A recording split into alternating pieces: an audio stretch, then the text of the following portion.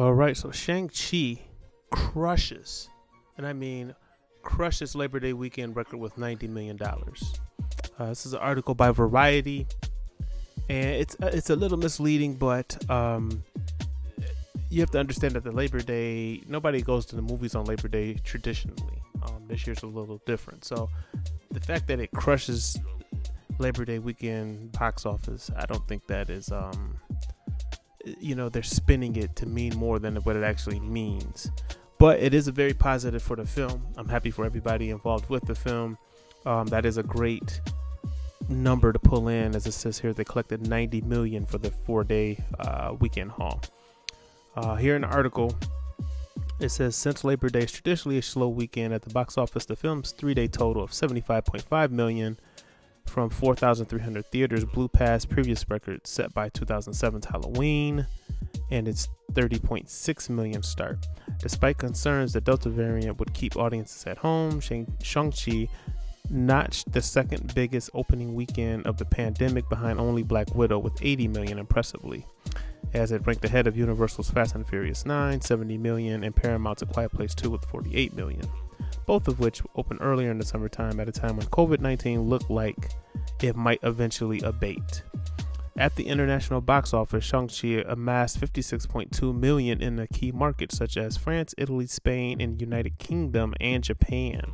The film doesn't have a release date for China, which is important territory for Marvel movies. Globally, Shang-Chi has made $146.2 million so far. Black Widow showed what a Marvel movie could do in the pandemic conditions, and that release had an additional burden of a streaming option, says David A. Gross for Marvel. Shang-Chi is a creative departure and at a cost over $150 million. The results are very good. So it looks like it had a budget of about $150 million, and they've already pretty much made that back, and then they start marketing. But it says here, unlike Black Widow, which debuted simultaneously on Disney Plus, Shang-Chi is paying in theaters for its first 45 days of release before it lands on demand. Disney CEO Bob Chapek called its theatrical-only release an interesting experiment and indicated its ticket sales would influence plans for the future releases such as Eternals, which is now scheduled for November 5th. And we've also, on a side note, we've also seen this play out with the Sony Venom 2 Let There Be Carnage movie, as they have now moved that up to October 1st. So it looks like everybody's going to just try to go for it right now.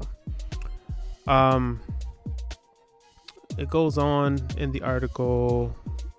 It's just talking about last weekend's champ, Universal thriller Candyman slid to second place, collecting $10.5 million over the weekend, and an impressive $13 million through Monday.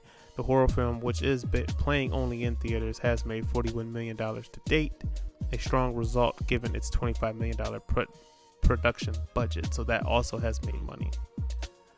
And then it just goes on to talk about, the other movies that came into place. But yeah, basically they're saying Shang-Chi killed it here for what they were expecting, expectations. I think they said it did better than some Marvel movies. I believe it was Ant-Man. It did better than, which of course was pre-pandemic. But this is post-pandemic, and it did better than that. So that is saying something. It does have a 92% on Rotten Tomatoes and an A Cinema score from audiences. I think that helps. Word of mouth has definitely spread about this film, and how good it is. It's top tier Marvel movie magic. So let me know, what you guys think of this. Are you surprised that it did the 90 million? Were you expecting more, or were you expecting less? Let me know down in the comment section how you feel about it. And also, have you seen the film yet? And if you have, did you go to the movie theaters? And then do you plan on going multiple times to the movie theaters to see this film? So yeah, let me know down in the comment section how you guys feel about that. And that is the news. I am out.